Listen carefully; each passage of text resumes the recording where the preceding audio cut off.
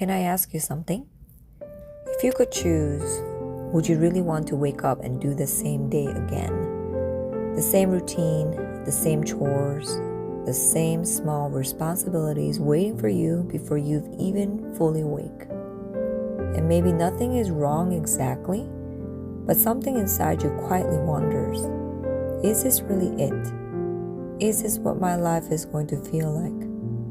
If you've ever had that thought, even for a second, I want you to know you're not the only one. Because there's a kind of tiredness that isn't just physical. It's a tiredness of repetition. It's waking up and already feeling behind.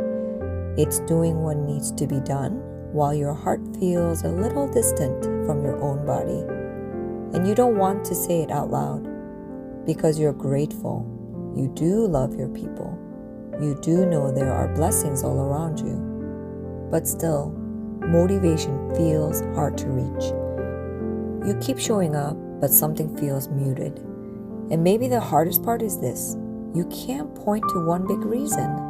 It's not one major crisis, it's just the slow weight of the everyday. So let me ask you, what part of your day feels the heaviest right now? There's something routine can do to us if we don't pay attention. It can make life feel like it's passing while you're busy. It can train you to stay outwardly functional while inwardly disconnected. And maybe this is what some of us are actually afraid of. Not that we'll fail, but that we'll live a whole life and barely be present for it. That we'll do all the right things, make the bed, clean the counters, wash the dishes, go to work, come home, and repeat. And then look back later and realize I was there, but I wasn't really there. And if that's you, if you've been feeling that subtle numbness, I want to say this gently. This isn't proof that your life is meaningless. It might be proof that your soul is asking for something deeper. Not a new life, but a new way of living. Because here's what I've been thinking. If most of life is made up of ordinary days, then the most sacred things must be hidden there. Not in the dramatic moments, but in the repeated ones. And maybe, just maybe, the ordinary isn't the enemy. Maybe it's the setting. The place where God is trying to meet you in ways that are quiet and steady. Because God doesn't only come in moments that feel spiritual. Sometimes He comes in warm water running over your hands. Sometimes He comes in the stillness of making the bed.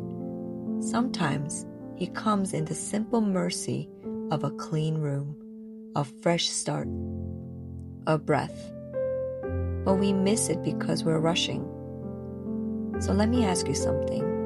What if the treasures you're searching for are already scattered through your day?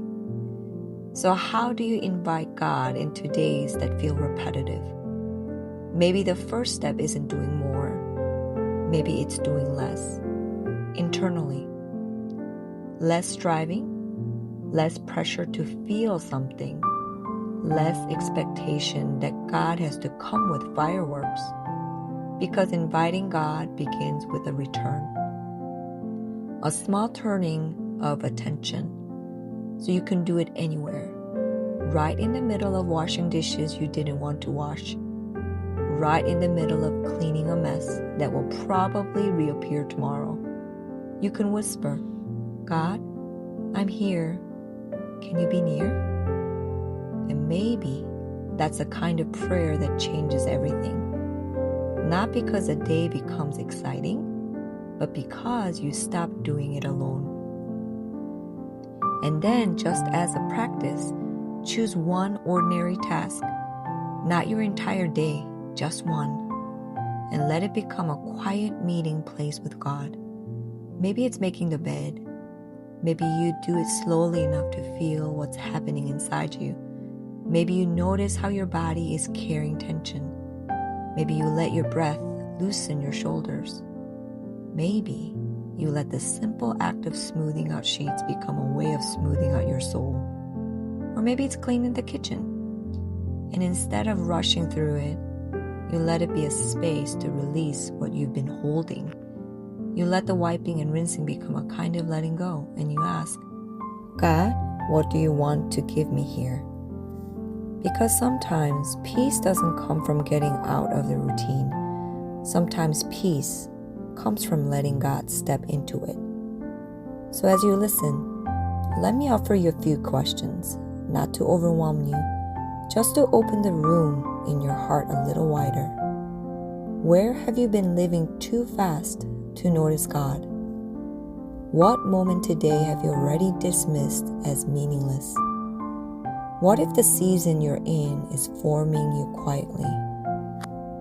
What if your repeated acts of care, your cleaning, your showing up, your serving, your work, are shaping you into something steadier, gentler, stronger?